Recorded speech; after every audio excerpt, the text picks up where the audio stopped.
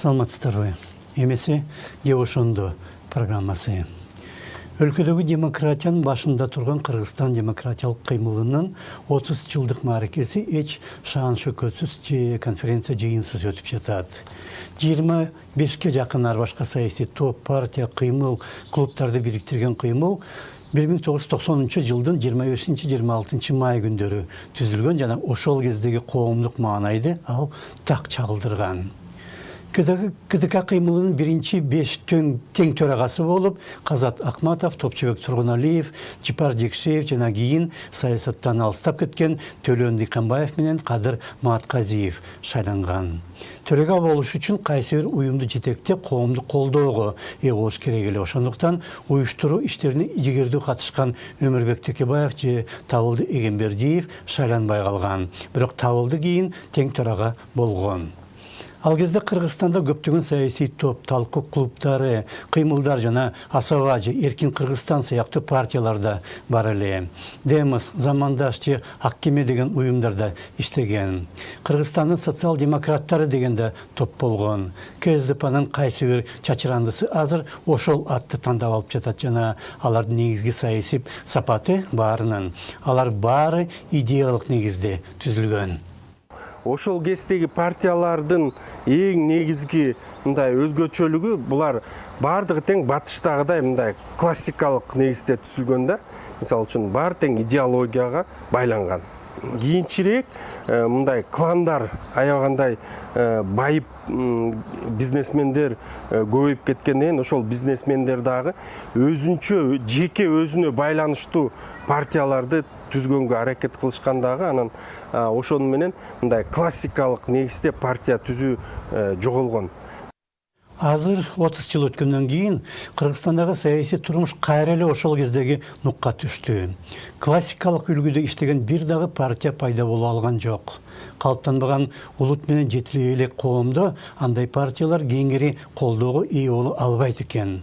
Анткени эл дагы, уюмдардын жетекчилери да эч кандай партиялык тартипти тааныбайт жана ыргактуу күнүмдүк партиялык курулуш жүргүзүүгө чыдабайт. 21-кылымда да кыргыз коомунун мүнөзүнө саясий партия эмес, ички күчтүү тартиби менен түзүлүш деген кереги жок коомдук кыймылдар жакыныраак болуп чыкты. Кайсы бир уюм партия деп аталып, кагазга жазылган жана минибустан каттоодон өткөн уставы менен башка керектүү кагаздары болсо дагы, чындыгында ал саясий партия эмес эле. Коомдук эле кыймыл бойдон калууда жана андан ашык эч нерсеге жарай албайт. Айрымдар 30 жыл мурдагы окуяларды эстеп, ошол кезде коомдук маанай жана элдин духу күчтүү экен деп ойлошу мүмкүн. Бирок чындыгында ал дух негизинен өйдө жактан уруксат берилген үчүн пайда болгон. Коммунисттик партиянын борборлук комитети жана анын баш катчысы Михаил Горбачев кайра курууну баштап, эркиндик бербегенде эч ким деле башын көтөрө алмак эмес жана азыр дагы андайга даай албайт. Канча миң мүчөсү бар, республиканын бардык аймактары менен айыл кыштактарында башталгыч уюмдары даяр коммунисттик партия деле жогору жактан колдоо токтотулгандан кийин мүчөлөрүн эч нерсеге милдеттендире албаган кадимки эле саясий клубтун деңгээлине түшүп калды.